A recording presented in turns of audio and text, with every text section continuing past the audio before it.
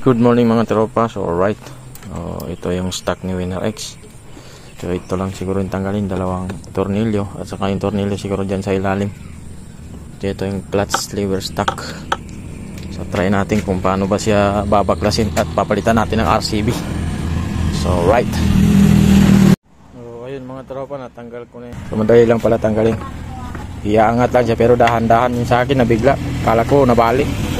Okay na rin pala. Yan, ito yung mga clip nya, yan ang kulay blue. So yan, basta ingat lang pagka tinatanggal. So may apat dito na star screw. Ayan, tanggalin natin muna yan. So ito na, sobrang dumi pala sa loob. Daming alikabok.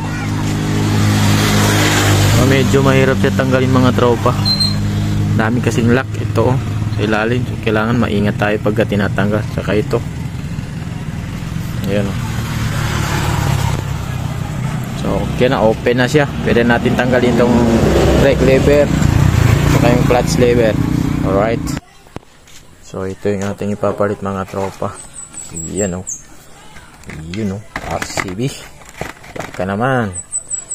So yun, bago yun siyempre punas-punasan muna natin para bawas alikabok. Alright, ito yun mga tropa, tapos ko na punasan. So nilinis ko muna konti bago natin ibalik. So unahin ko muna ikabit yung kanyang brake lever. So yun mga tropa, naikabit ko na yung kanyang brake lever. Sobrang layo nung stock. Yung stock kanina sa katas, sobrang taas, pero ito halos 1 inch lang yung pagitan.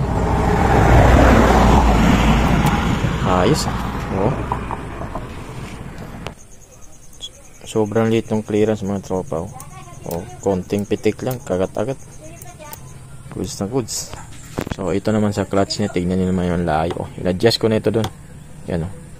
So tignan natin mamaya kung paano, gaano kalayo yung clearance sa manubela saka yung lever clutch. So ito yung problema mga tropa, sa stock niya malaki yung butas, may o-ring pa dito. Yan. So yung RCB maliit, tignan niyo, hindi pasok. Ayun o, malaki itong stock niya. So hanapan natin ang paraan kung paano yan.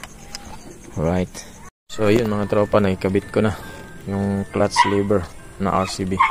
So in-adjust ko siya dati. Sobrang love ng grabe, sobrang lambot ng clutch. So mamamaya i-adjust natin dito. Higpitan na natin, urong natin sa taas. So alright mga tropa, at tapos ko na i-install ang RCB, clutch lever at brake lever. So all goods na, at naikabit ko na rin hazard. Ayan. Alright.